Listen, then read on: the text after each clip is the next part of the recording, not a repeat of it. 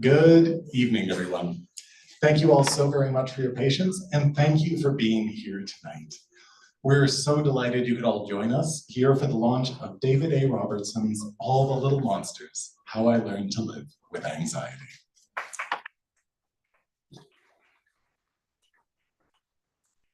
I appreciate the dramatically building applause. Thank you all very much. Now, before we begin, of course, I would like to acknowledge that we are here in Treaty 1 territory. The land on which we gather is the traditional territory of the Anishinaabe, Innuak, Anishinaabe, Dakota, and Dene peoples, and the homeland of the Métis Nation. In addition, McNally Robinson Booksellers itself rests on the land once occupied by the Métis community of Worcestertown.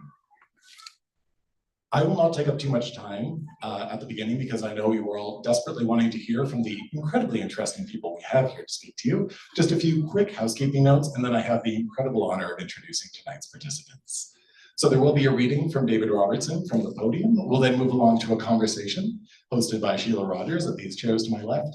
And following that, there will be an opportunity for you folks to ask questions. So please do let those questions percolate over the course of the evening. If you do have a question, please just put up your hand and I'll run over to you with this microphone, which is not because we don't trust you to project.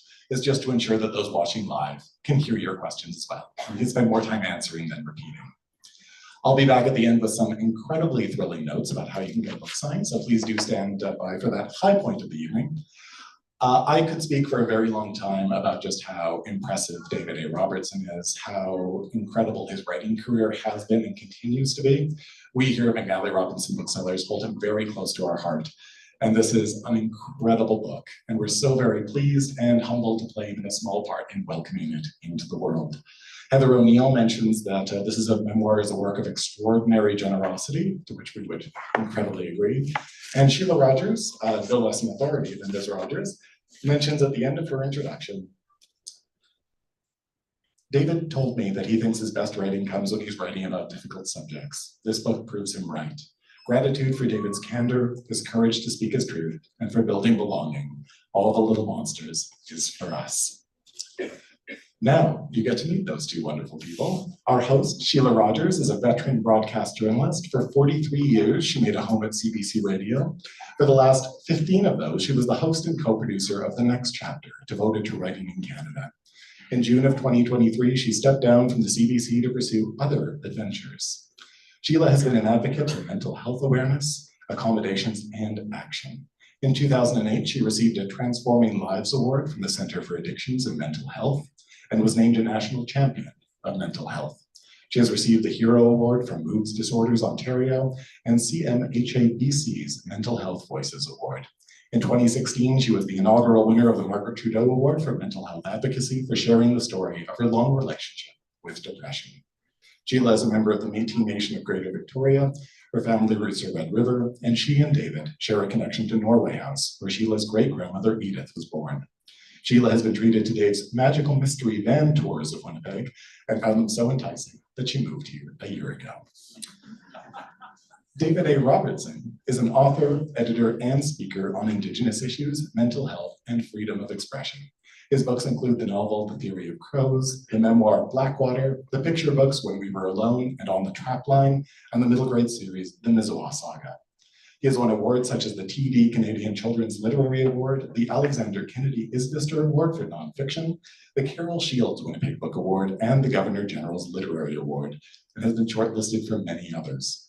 He was the writer and host of the excellent podcast Kiwea, which won the 2021 RTDNA Prairie Region Award for Best Podcast. In 2023, the University of Manitoba honored him with a Doctor of Letters for his contributions to the arts. David Robertson is a member of Norway House Cree Nation. He lives here in Winnipeg and is one of our favorite people. Please join me in welcoming David A. Robertson.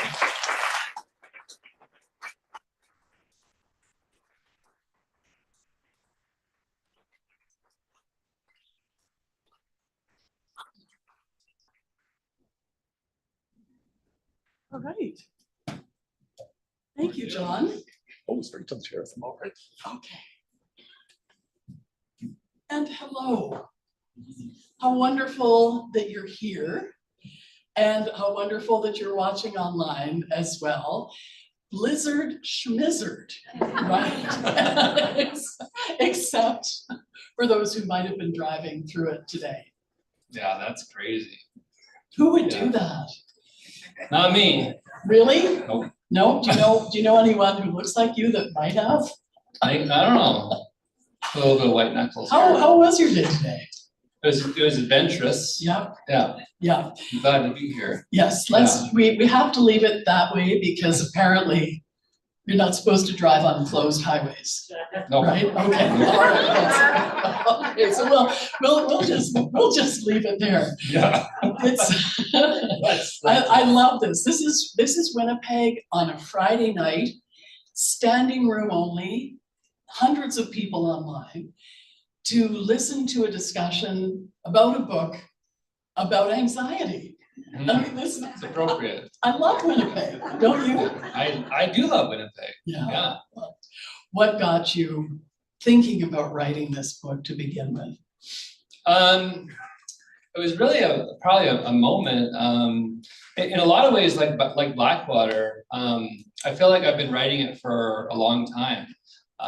With Blackwater, I've been talking about my dad and I for my whole career, right from 2010 to when I went to the trap line with him, and just felt like it needed to be something I put on to paper finally. And this book was very similar. I think there's been a progression of my advocacy in mental health. I first did it in a really insulatory way where I wrote characters that were dealing with it. And then it was a kind of a shield for me. And then I found that as I began to talk more and more about these books in public, I was beginning to share more and more about my own struggles with it. And so got into more advocacy directly. And then it was actually, it was an event in Calgary, Word Festival in Calgary. And we were doing the panel along with Alicia Elliott and Sarah Leavitt. And we were walking there, and on the way there, I just had that moment where you just feel that panic kind of announce itself. And then it kind of starts in your chest. And it just kind of escalates through your body, and you get the cold sweats. And my heart was skipping and pounding, and really just came out of nowhere. I wasn't nervous about public speaking. I love public speaking. So, but it just was there. Just said, here I am. And so I remember just walking up to the Memorial Park Library, and stairs freak me out all the time because I have trouble with, because my heart skips when I do too many stairs. So I was worried about that. So everything kind of started compounding itself. And we got to the green room before the event. And by that time, I think everybody kind of noticed that there's something off about me. And, I think it takes someone who's going with or who's living with anxiety to notice the anxiety in somebody else. And I remember you and Alicia and Sarah were so great looking after me in the green room. And there was a conversation about whether I was going to actually go out into the panel or not. And I thought it was important that I did. So we went out in front of the crowd. It was a great crowd there at Memorial Park Library. And then your first question was, how has mental health impacted your life? And you asked me that question first. I did, except I never use impact as a verb. So Right. I would have said affected. Right, okay, yeah. And so I just felt like, this is what it's about. So I might as well just tell people what's happening. So I told everybody I was having a panic attack. And that was important because I feel like it kind of, it allowed the room to become a part of that struggle and maybe recognize that we all have that struggle, or we know people with that struggle, and we also don't know when someone else is struggling. And I always caught myself when I was younger, and still today, looking at people and thinking, I wish I felt like them. I wish they probably feel normal, and I don't know what that's like to feel. I don't know what it's like to feel normal. But the truth is, I don't know how they feel. Yeah. And you don't know how somebody feels. And, you know, I remember my first book launch, it was for 7 Generations. And I was having this nervous breakdown and I could hardly stand up. If you went to that launch, you wouldn't be able to tell anything was wrong with me at all. And I think even at the panel, if I had not told people I was going through a panic attack, you wouldn't have known. And so you don't know when what someone's going through. Yeah. But that was, you know, so that moment I think was really what kind of catapulted me into mental health becoming as important to me as, you know, reconciliation, representation, and so I think it was a starting point to be thinking about how I would begin to write more actively about it, and eventually led to me deciding I would sit down and finally put this book down into paper and just share, you know, my life's journey with the mental health struggles that I've had. I have a whole bunch of questions coming out of what you said, but to begin, I thought after Blackwater you wouldn't write another memoir. And here you are really going into your very own life. And this is the event that kind of was the catalyst for it, I guess. Yeah. I want to make it clear, we did give you the option not to go on stage, but you made a decision that you were going to do it. Mm-hmm. And then you made a decision to tell everybody exactly what you were going through. What happened in the room when you did that? Like in the room with everybody? Yeah, in the room with everybody, with hundreds of people. I don't know entirely what happened, but I think what happened was it gave people permission to struggle, and it gave people permission to be okay with not being okay, you know, and that was, I think sometimes you need somebody to share what they're going through, to help recognize it in yourself and to give you maybe the courage to share it from your own life, you know, and so that's been true of me, you know, having people around me that have shared what they've gone through, especially in group therapy. It really allowed me to begin to figure out how I could share what I was going through, and not only that, but feel like I ought to, you know, share what I've been going through. And it's a cathartic experience, you know, and I think that made that room, it made that room a place of community. And I feel like that's what stories do. They build community. And I think community also inevitably leads to healing. And I think that's what happened in that room. And I don't think it was just me. It was that the discussion that we had. And I think, but that was probably that was an important entryway into the conversation. I think you're right. All of a sudden, I knew I couldn't ask my very crafty questions that I worked really hard to write. I just had to drop them. And Alicia dropped her reading, and Sarah, same thing, that it became a very raw and open discussion. And the audience piped in as well. They were very open at the end. So it really was building community. And I feel your book will do this as well, because you share at such a deeply personal, deeply intimate level. What was it like writing that as opposed to writing the characters that you've written with their mental health challenges? Well, there was probably 2 levels to it. You know, in writing this memoir, you're revisiting parts in your life that were really difficult to get through the first time. And so it was probably intensely difficult initially. You know, I remember, you know, writing about my nervous breakdown in 2010.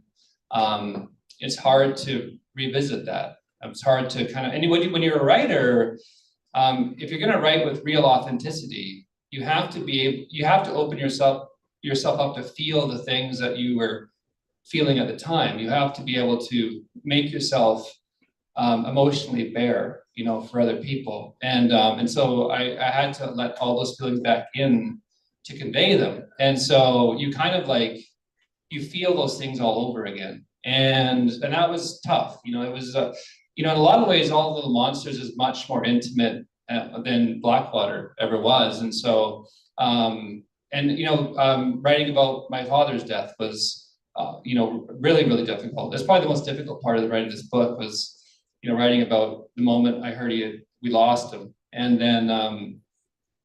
then, you know, going home and Mike picking me up at the airport, and he had food for me there because, you know, I probably hadn't eaten, and went home and just spent time with Mom and Cam, and then the depression that followed in promoting Blackwater, and what that brought me to, the very scary, you know, places that brought me to, where you know, I've always had this fear of death in my life, and then you get to the point where you fear life more than death. And that's a scary place to be in. So those moments were, you know, really difficult to relive, but important to relive. If I was really going to go for it with this book, I had to go, you know, I think I had to go all the way. But then this amazing thing happened when I finished writing the book, and I wrote the last 3 words. I felt this like amazing catharsis in finishing it. And I realized that the book, in sharing everything that I'd been through and allowing myself to work through those feelings again, it really was a healing experience. And it gave me, what it made me realize is that I had a question from a kid actually this week in Brandon. And this kid was asking me if I would go back in time, would I change anything? Like, would you?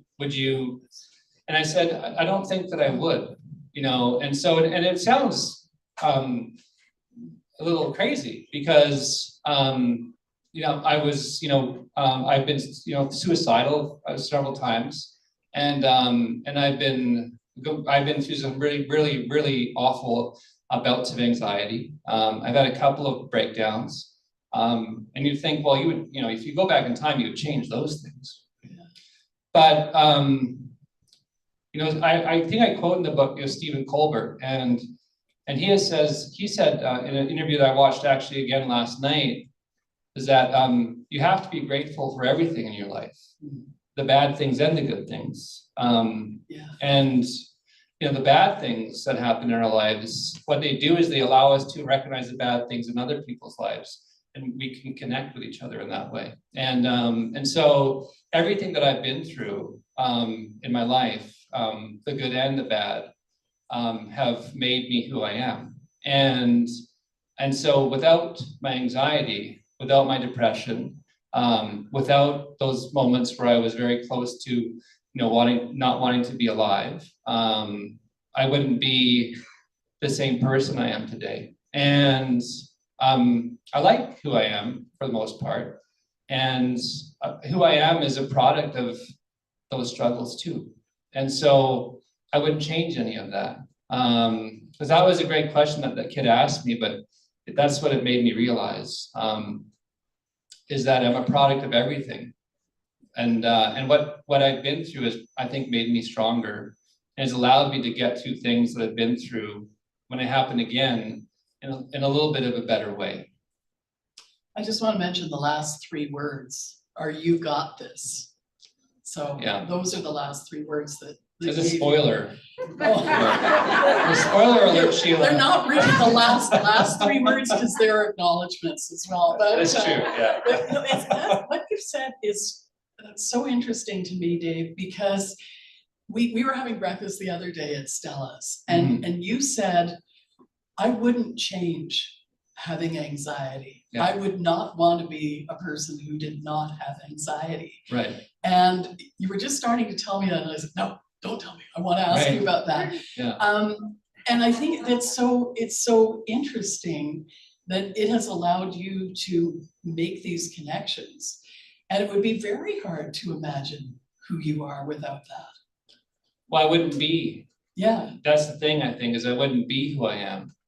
There's another David there somewhere in another timeline, you know, who's made, you know, who's been able to deal with things differently, who's been through different things, who hasn't had a breakdown, who hasn't, been through anxiety like I have, who's made better decisions, but that's not me.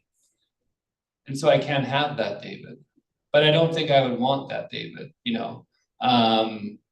and so I think, but with everybody, everything that you've been through in your journey, the hard things that you've been through, the struggles that you've had, and the moments of joy that you've had, they all go into making you who you are. And why would you ever want to change anything about that? The journey is to be okay with that and to accept that eventually, and that acceptance is an important part of living with anxiety as well. Not fighting against it, but accepting it as a part of who you are, You're really comfortable right now, I can tell, because you've got a microphone in front of you. And This is weird that way. I know, and I really understand that. I'm like that too. I find that was hard to deal with his regular life. Yeah. So how can you transfer some of the calm that you feel from public speaking and being in front of people to back to your own life? I don't think I figured that out yet, actually, really. I don't know. I mean, I think that definitely in public speaking and in writing stories and sharing of yourself, I think that you do come to understand yourself more.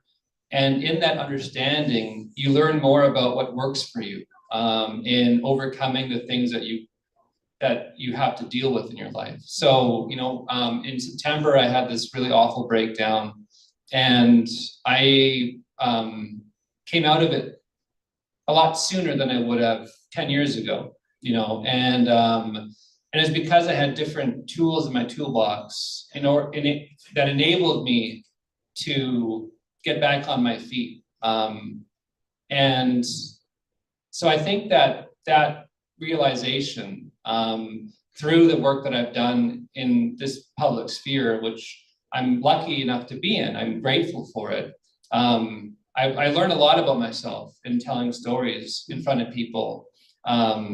And I think that's true of everybody. The more you talk about your life, the more you revisit moments of your life, you recall things about yourself, and it helps you to learn more and more about yourself and the things that have worked for you to overcome the things that you've been through. So I can look back at, this breakdown I had in 2010, which was really awful. I was in bed for probably 6 months, except for when I had to get up to go to work. And it was actually, Jill who, she got me to go grocery shopping one night. And I didn't think that I would ever be able to get out of bed and stand up for more than a few minutes. And she made me go to the grocery store. And I remember thinking I would never make it. And then I wouldn't make it to the car. Then I wouldn't make it to the grocery store. And then I wouldn't make it into the grocery store. And I wouldn't be able to fill my cart up with heavy things because I have to push it. And I wouldn't be able to push it back to the van and unload it and then unload it into the house. And everything was terrifying to me. But then I drove to the grocery store. Then I got into the grocery store and I went down the list. And as I put little things here and there into my shopping cart, almost with everything I put into the cart, I felt a little better every item. There's a lemon, there's a carton of milk, there's bread. But what a metaphor. There's, filling something. Yeah. And I realized that I wasn't gonna die, and that taught me something. And what it taught me was that you have this entity that that's what I call these my little monsters, is you have these things that live with you and they tell you things about yourself. They lie to you. What do they tell you? Well, they tell you that, you can't do things. For me, they'll be like, you can't go up 2 flights of stairs. You're gonna die if you do that. Or your heart's gonna give out, or, if you exercise in any way, if you go for a walk around the block, you're not gonna make it back to the house, or you have a terrible voice. Like, why would you ever do an audiobook? You sound ridiculous, you know, everything like that. So they whisper these things to you. And then if you listen to them, they grow. And the monster, they get bigger and they get bigger. And they begin to weigh down on you. And eventually they crush you, you know. And the trick is, in your relationship with these monsters, I call them my monsters, but however you call them, but in your relationship with them, the trick is to hear them, but to not listen to them. So you can hear what they're saying, and you can tell them, I hear you, but I'm going to go up the stairs anyway, because I think I can do it. And then when you do that, they become quieter and they become lighter, you know. And it was actually a therapist that I saw probably about 15 years ago that told me that kind of analogy of, you know, this thing that grows and it grows, and the more you listen to it, it grows bigger and bigger. And when you don't, you shrivel it down. It never goes away, but it gets small enough that you can carry it, you know. And that, I think, is what I try to do with my life. I try to carry it in a better way. This is related to a story you tell near the end of the book about the two wolves. Mm-hmm. Can you tell us that story? Yeah, it's very much like the little monsters. And so, the origins of the story of the two wolves isn't known very well. So we don't know where it really comes from. But it's just, I think it's a very, very famous story, but it's about these two wolves. And there's this wolf that, there's this bad wolf and there's this good wolf. And they're constantly, they're within you and they're fighting against each other. And this old man, I think, was telling this younger guy about these two wolves. And then the young kid eventually asked, well, who wins this fight? And the answer, of course, is like the one you feed wins, right? So if you feed the little monsters, then they'll win. And if you don't, and you feed that part of you that can overcome those things, then you win that, you know. But it's a constant battle, you know. The war is never over. You win little battles, you know. You talked about having more tools now, though. What are those tools that you have? Some of them are pretty simple, you know. I mean, like deep breathing is important for me, you know. So I find that deep breathing is incredibly effective, and what it does is it calms your whole system down. So when I'm going through moments of panic, and sometimes Jill has to remind me, and sometimes I'm able to do it myself, but you just, like for me, and my dad used to put his hand on my stomach and he used to get me to rise it up and let it out, you know. And so you just breathe in through your nose. Should we do this? You can, yeah. Okay. So Ready? I just breathe in through my nose for like 5 seconds, right into your stomach, just like, I just hold it there for a few seconds. And you breathe out through your mouth for about 7 seconds. Let out very slowly. I just do that for a minute or two. And then what it does is it slows your system down. It lowers your heart rate. It lowers your blood pressure. And it helps to kind of quell the anxiety that might be rising in your body, you know. And so deep breathing is a big part of it. You know, cognitive behavioral therapy is important. And that is just like, you know, for me, it's facing your fear. So whatever you're afraid of, like for me, and I fail often. And that's the thing, is like, I fail as much as I succeed, you know. But like a good thing for me would be to exercise. I would do well with that. It would be good for me, but I still haven't done it. I failed time and time again, you know. And so, but there's other things that I've been successful at, you know. And whether it's, you know, I'm not nervous speaking in front of people. I like it. But for me, for a while, it was, can you stand up enough to do it? Can you stand up long enough to do it? And that was the fear. So if I was going to come up and do it, there was a fear of if I would be able to make it through. So you come up and do it. And just a couple of weeks ago, I was in Hamilton, and I was doing a session with a room full of kids. And in the middle of the session, just talking about the Barren Ground, something I've done like probably like 500 times. I began to feel dizzy and lightheaded, and I began to feel my heart pound. And I knew that I was starting to have a panic attack, and I felt like I was going to faint. And so I could have ran out of the room, and that's what I wanted to do. That's that fight or flight thing. And then, find a bathroom, freak out, splash my face with cold water, collect myself, and maybe go back, But I just found my feet and I planted them on the floor, and I held myself steady because I did feel dizzy, and I kept presenting.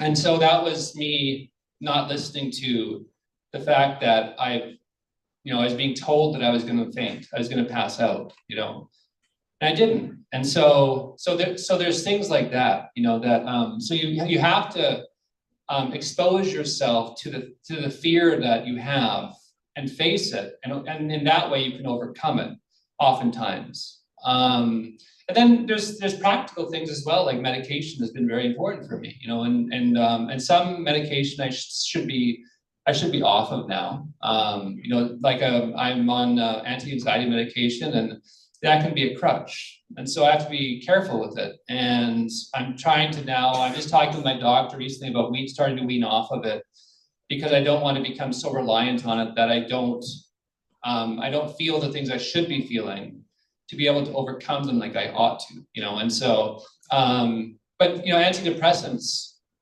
were, among other things, they likely saved my life, when I lost my dad, and I fell into a pretty deep depression in late 2020. A lot of things saved me, but antidepressants were one of them. Helped save my life, and music, and John's here this tonight, John K. Sampson. I've told him before about this, but his music helped me, not only get through the loss of my father, but his music helped save my life, and when I was really at my lowest point, listening to music again, something simple like that, art saves lives, so that was something that was important for me too. So it's all of those things together. And I have to remind myself to not lose sight of the things that bring me joy in my life. And music is one of them, right? So those are the things that I have found that have helped me. The journey that people have is to figure out what works for you. And the interventions that work for me may not work for you. Some of them might. But you have to find what works for you. And it's a cocktail of things, right? And that's part of the journey. That's part of how you put together your own little toolbox. Community is another big one. It's huge. Yeah, it's huge. And I think that's probably the biggest thing, and I found it first in group therapy, and talking with just a group full of people who are going through what I was going through. You didn't like it at first. I didn't like it. But anxiety is such an isolating feeling. It makes you feel so alone. You don't feel like anybody can really understand what you're going through. Depression, anxiety. I never really ever thought anybody could understand how awful it felt. And I often said that I wouldn't wish this on my worst enemy, how I feel every day, and I don't know what it's like to feel normal. I still don't, I don't think. Right. And so then all of a sudden, when you're in group therapy, you start sharing these things with people. You realize that other people feel like you do. And then what happens from there is that you realize that you're not alone. You thought you were, but all of a sudden people are with you. And then you feel like things might be okay, and then. So for group therapy, that's what really gave me the courage to start sharing about what I was going through to everybody. And what that did, and I just know this just from experience, is that people all of a sudden started to talk to me about what they were going through. I get a lot of emails, I get a lot of DMs on social media, I get a lot of people just stopping me and talking to me, and telling me about what they're going through. And what that does is it forms community. And I've made so many connections with people through that sharing, through that storytelling. And whether it's someone who's struggling from the loss of a parent, whether it's someone who's going through anxiety, whether it's someone who's trying to get through depression, articulating that to somebody and not suffering through it alone is such a big step in being able to just get to tomorrow. And sometimes that's what you need to do. You just need to get to tomorrow, you know. And if you're worried about or feeling like you don't want to, then why not just get there, just one more day, and then see what happens. Then maybe another day, and then see what happens, you know. I'm going to open it up to questions now because Dave didn't do a reading at the beginning, but he is going to do one towards the end. So I know it's hard to be the first, so you can pretend you're the second, maybe. But in the meantime, all right.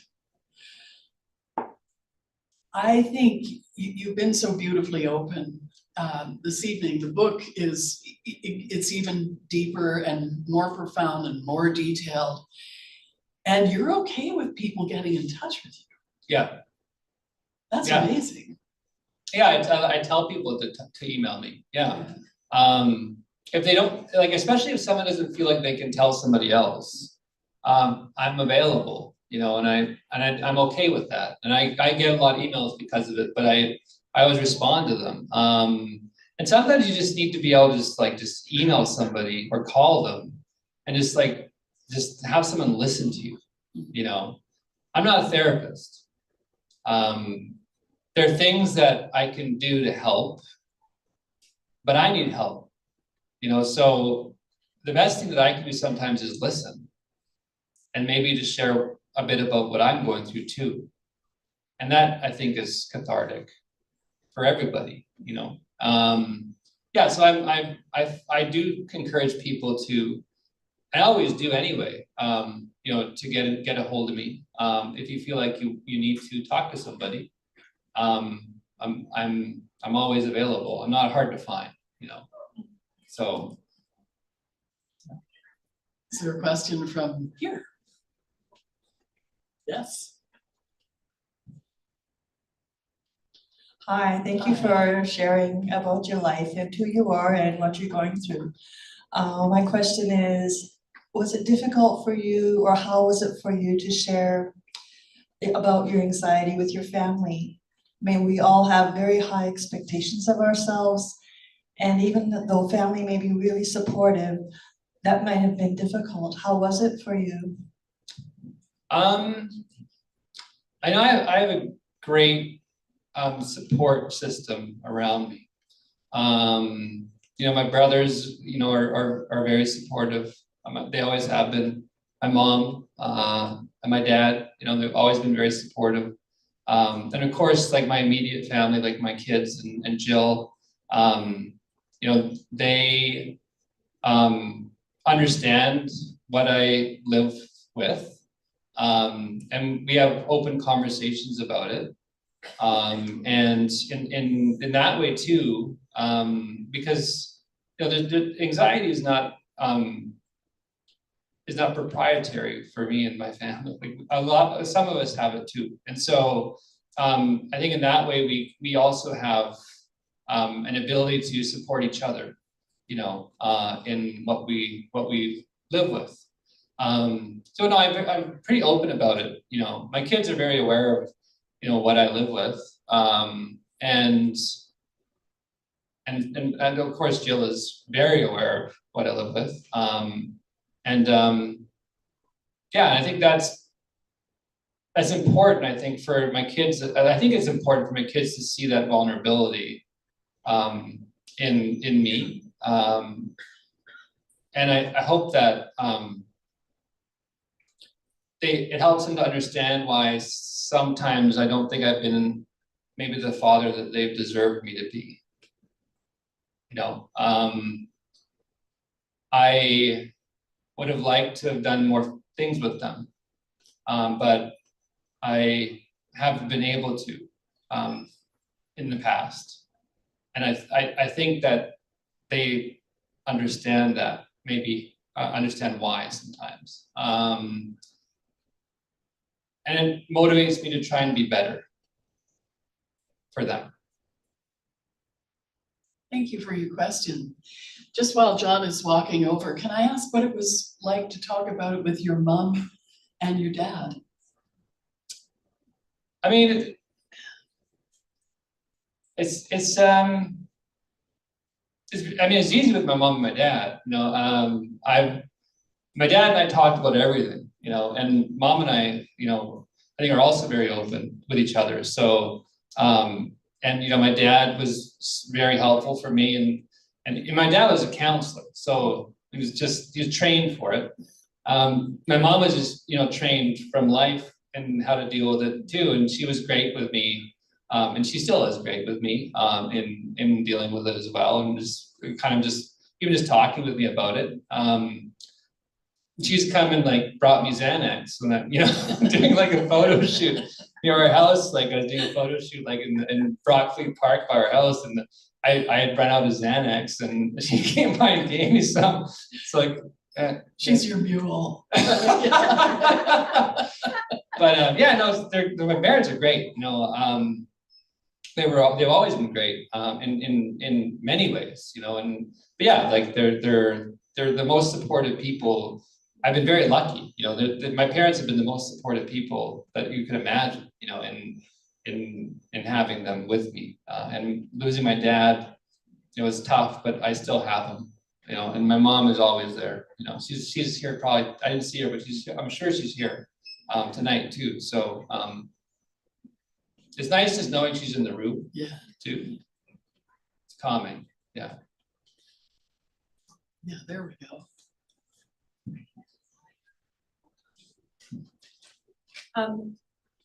There's a through line in some of your in your work, like in Theory of Crows, of nature and your time on the trap line in Norway House, and lessons in animals that you bring, like the bear in Theory of Crows. Is there like, can you talk about your relationship with the land and how that's informed your work, or your even I know about, like, you do a lot of work too with Stony Mountain and with hundreds of schools. So you have this altruistic, I don't know, these are two different threads, but if you want to pull on one of them, you know, your, I don't know, just, yeah, your altruism and then the nature component.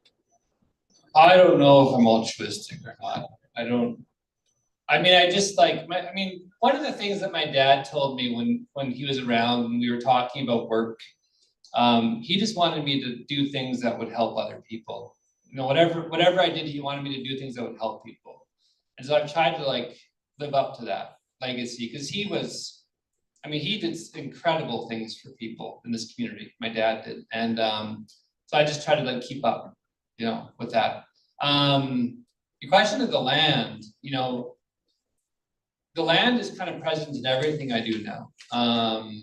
Most of the books that I've done since 2018, I call them like land-based literature. And so in 2017, my dad asked me if I would take him up to his trap line. And he hadn't been there for 70 years. So I took him up. And by that time, my dad, you know, he was getting older. He was unsteady. He was looking, frail. And I was worried that we didn't have, you know, a lot of time with him. And so we went up together, and we went to Norway House, and the first night I had to kind of bring him away from the slots, because he likes playing. I always tried to find him, like, he always snuck off to play the slots somewhere. So I found him, and it was so funny. Anyway, so the next day we went up to the trap line, and there's two things that I remember most about the trap line visit. And it made me realize that there's so much more about this world and our connection to it that we don't understand. So the first thing was my dad and I, Elder brought us up to the trap line. And so we got onto the boat, got my dad onto the boat, and went onto the river. And as soon as we got onto the river, it was like this transformative moment where almost before my eyes, my dad looked younger and he seemed stronger. And if you heard this saying, water is life, my dad always loved the water. And I remember having the thought that I feel like my dad's drawing life from the water. And I took a picture of them with like, I should never have worked out. It was like with my grandpa's old Kodak Vigilant 620. It was like an accordion camera. It's like frustratingly hard to use. It takes me like probably 1 out of 20 pictures that turn out. We're on a rocky boat. I fiddled with the things and I took a picture of my dad, and it's the best picture like I've ever taken. That's my favorite picture I've ever taken of my dad. And he looks strong in that picture. I like to remember him that way. So that was the first thing. Then we, followed all the rivers and tributaries and past these little islands and pieces of land, and eventually we get to Blackwater, which is one of the travel lines my dad grew up on. There's another one further out. And so Blackwater is this attractive land surrounded by this line of water that is darker than the other side. So that's why they call it Blackwater. And we pulled up to the shore. We got out of the boat, and I got my dad this like walking stick. I got this walking stick out of driftwood, and it was a perfectly shaped cane. And so he walked up to the trapline. I was walking behind him, and as soon as I stepped foot onto the land, it's kind of hard to articulate, but like I felt like I'd come home, and I'd never been there before. And so I think there's a saying called blood memory, and it's like the people who come before you, your ancestors, they live within you, and so there's something inside of you that remembers. Yeah, there's something inside you that remembers even where they lived, and so my family, my dad lived on that land, my grandmother lived on that land. And so there's something about it that made me feel like I belonged there too. And I felt comfortable there. So that whole day, walked around with my dad on the trap line and went fishing together, and I didn't catch any fish. My dad caught a fish, and it was, and we just had a beautiful day together. And I realized we were going back towards the community to catch the plane. I forgot to take my Xanax. And Mom. what it was, it was the calm that the land brought to me. So it was healing for me. It was like medicine, and so that was such it was such a powerful moment, realizing that and feeling that I just wanted to write more and more about our connection to it. It's not a strictly Indigenous thing, that we're connected to the land that we're on. And what it told me was that we need to appreciate that more, the connection that we have to the place that we're in, because it's medicine for everybody. And what's the reciprocity there? Is how do we give back? And we need to just take better care of it and make sure that it's there for future generations, and not use so much of it. And so that has informed a lot of the work that I do, is the land, and what that day has directed me to write and talk about how important it is to appreciate where we are and the gifts it gives to us, and what gifts can we give back. Thank you so much. Reading. It's time. Okay. Now, I was worried about this. I know. Because I'm wearing contacts. Yeah. I'm 48 now. And I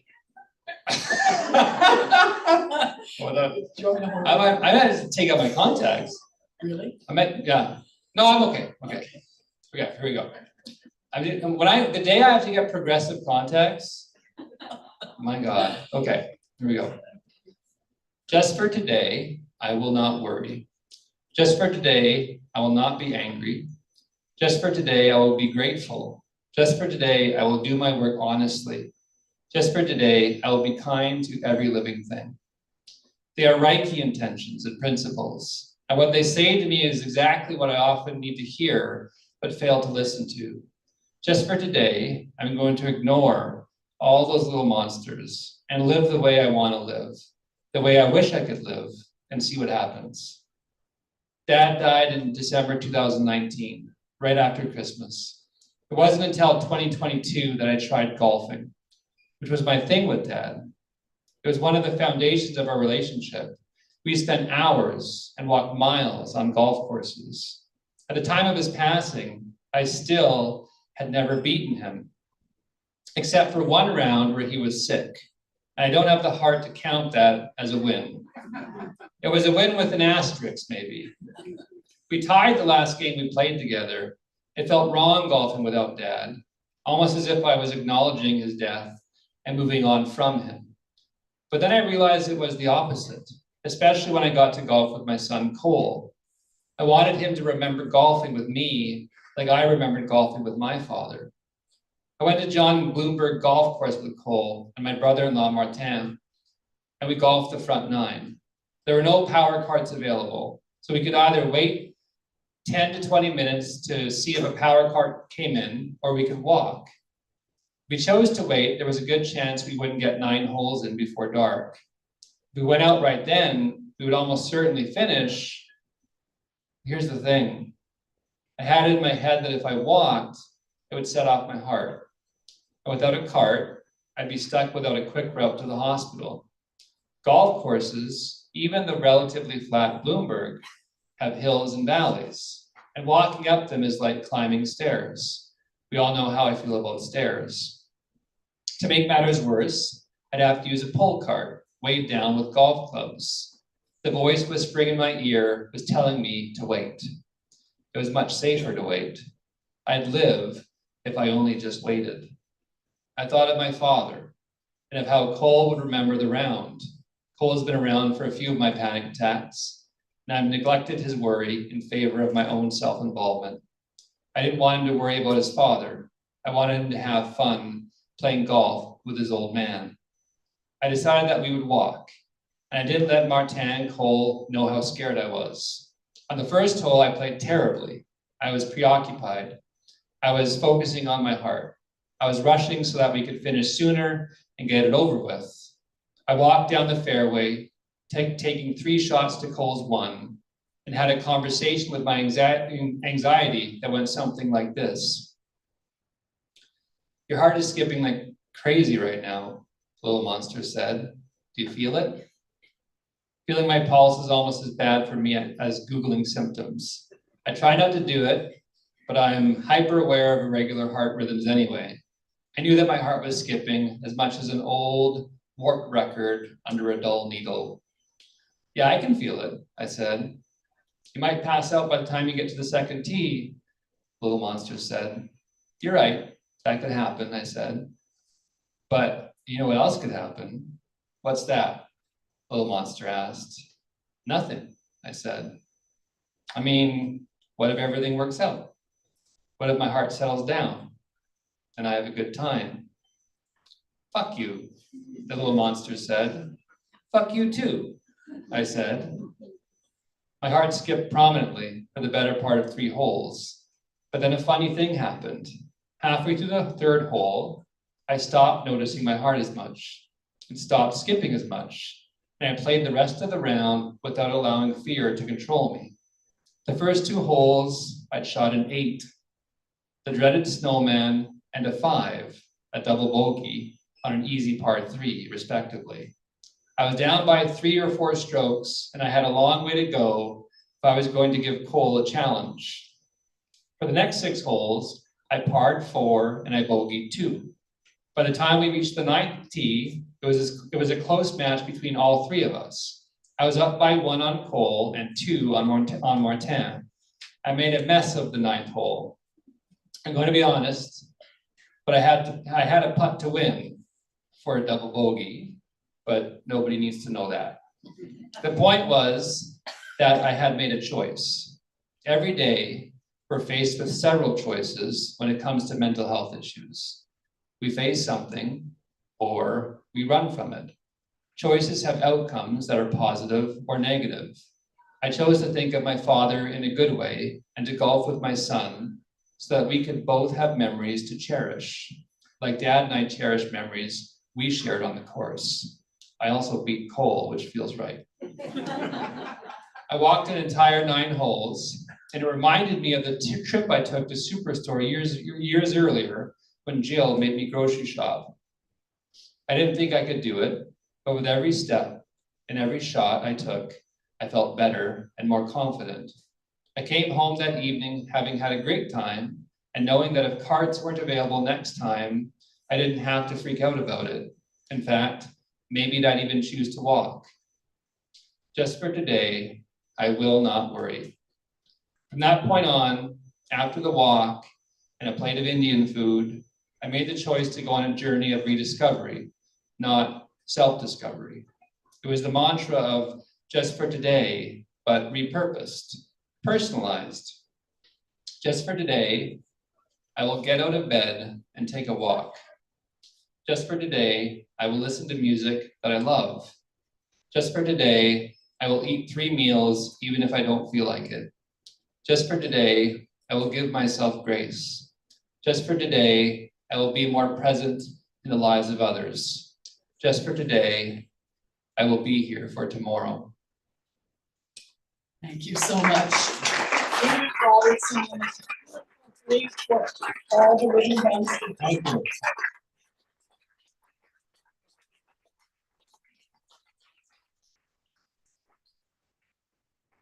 I have the unenviable task of following that up. But I will thank both David and Sheila for that incredible conversation and all of you for your questions and your attention. I will also ask you all to remain in place for one moment because I have procedural notes. There are too many of you here for us to do the signing here, so we will be doing the signing just beside our cash desk. So most importantly, I will ask you all to remain in place for one moment because if we don't have David at the table first, we can't actually get started with the signing. So thank you in advance for that indulgence. At that point, I'll let you know when to wander over. There are copies of the book at the table. I'll also walk down the line, passing out some copies of the book as well. And please do feel free to get a copy of the book signed before you pay for it. Please do pay for the book at some point tonight. We're very grateful for that. We're also very grateful to HarperCollins Canada for publishing this book in the first place and for making this event a possibility. Oh, and one very important thing about the signing that I should point out as well. There are quite a few people here, so if you find yourself unable to stand for any reason whatsoever in line, please just flag yourself to one of the booksellers here at the store and we'll make sure that we can just ease you a little bit further up in the line, just to make sure that you're not uncomfortable for the evening. So, in closing, huge thanks to all of you. Thank you for being here physically on such a beautiful Winnipeg day. To all of you who are watching online as well, thank you for joining us, for your attention. I'm going to ask you all to give an incredibly raucous round, well, 2 rounds of applause. The first for the one and only Shelagh Rogers.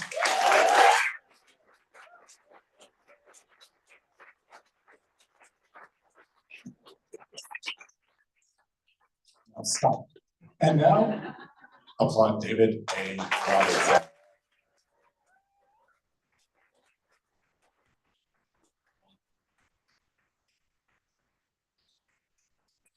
Thank you for coming so much. Now we're a community. Yeah. That's it.